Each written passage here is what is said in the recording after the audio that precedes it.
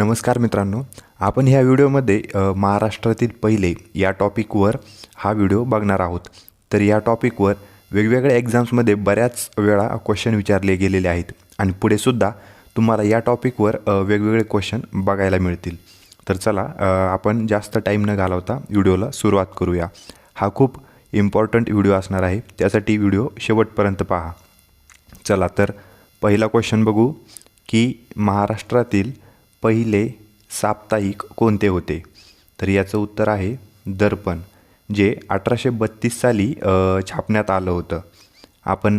तुम्हाला लक्षात राहावं यासाठी त्याचा फोटो पण दिलेला आहे, जेणेकरून तुमच्या डोक्यात हे फिट बसेल आणि तुम्हाला लाँग टर्मसाठी हे लक्षात राहील. दर्पण, जे की बाळशास्त्री जांभेकर यांनी सुरू केलं होतं 6 जानेवारी 1832 रोजी.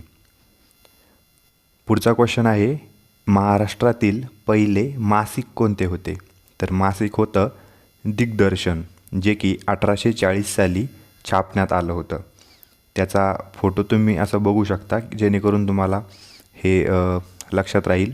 दिग्दर्शन हे पहिलं मासिक महाराष्ट्रातील. पुढचा क्वेश्चन बघूया, महाराष्ट्रातील पहिले दैनिक वर्तमानपत्र कोणते होते. तर ते होतं ज्ञानप्रकाश. लक्षात ठेवा, ज्ञानप्रकाश हे पहिले दैनिक वर्तमानपत्र होतं. पुढचा क्वेश्चन बघू की महाराष्ट्रातील पहिली मुलींची शाळा. हे आपल्या बऱ्याच जणांना माहीत आहे की पुणे येथे भिडेवाडा 1848 साली महात्मा फुले यांनी सुरू केली होती. हा तो भिडेवाड्याचा फोटो आहे, जिथे पहिली मुलींची शाळा पुण्यात भरवण्यात आली होती. पुढचा क्वेश्चन आहे, महाराष्ट्रातील पहिली सैनिकी शाळा कुठे उभारण्यात आली होती. तर सातारा येथे पहिली सैनिकी शाळा उभारण्यात आली होती. पुढचा क्वेश्चन आहे, महाराष्ट्रातील पहिला साक्षर जिल्हा कोणता होता. साक्षर जिल्हा कोणता होता. तर त्याचं उत्तर आहे सिंधुदुर्ग. महाराष्ट्रातील पहिला साक्षर जिल्हा सिंधुदुर्ग, हे लक्षात ठेवा. पुढील प्रश्न आहे, महाराष्ट्रातील पहिला पर्यटन जिल्हा म्हणून कोणाला मान्यता मिळाली. तर तो सुद्धा सिंधुदुर्ग या जिल्ह्याला मिळाली होती. महाराष्ट्रातील पहिला पर्यटन जिल्हा. पुढील प्रश्न आहे, महाराष्ट्रातील पहिले मुख्यमंत्री कोण होते. महाराष्ट्राचे पहिले मुख्यमंत्री यशवंतराव चव्हाण हे होते, जे कराडमधले रहिवासी होते, जे की सातारा जिल्ह्यात येतं. त्यांचा हा फोटो आहे, यशवंतराव चव्हाण. पुढील प्रश्न आहे, महाराष्ट्रातील पहिले राज्यपाल कोणते होते. तर ते उत्तर आहे श्रीप्रकाश. हे महाराष्ट्राचे पहिले राज्यपाल होते. पुढील क्वेश्चन आहे, महाराष्ट्रातील पहिले पक्षी अभयारण्य कोणते होते. तर त्याचं उत्तर आहे कर्नाळा. हे रायगड जिल्ह्यातील एक पक्षी अभयारण्य आहे. हा त्याचा फोटो तुम्ही बघू शकता, कर्नाळा पक्षी अभयारण्य.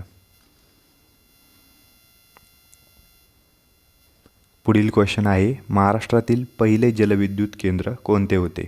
तर ते आहे खोपोली येथे, जे रायगड जिल्ह्यात स्थित आहे. हे जलविद्युत केंद्र महाराष्ट्राचे पहिले खोपोली. पुढील प्रश्न आहे, महाराष्ट्रातील पहिला अणुविद्युत प्रकल्प कोणता होता. ॲटॉमिक प्रोजेक्ट कोणता होता. तर तो होता तारापूर. हे तारापूरचं अणुविद्युत प्रकल्प आहे. पुढील प्रश्न आहे, महाराष्ट्रातील पहिले विद्यापीठ कोणते होते. तर मुंबई विद्यापीठाची स्थापना 18 जुलै 1857 साली झाली होती. हा तो मुंबई विद्यापीठाचा पहिला फोटो आहे. पुढील प्रश्न आहे, महाराष्ट्रातील पहिले कृषी विद्यापीठ कोणते होते.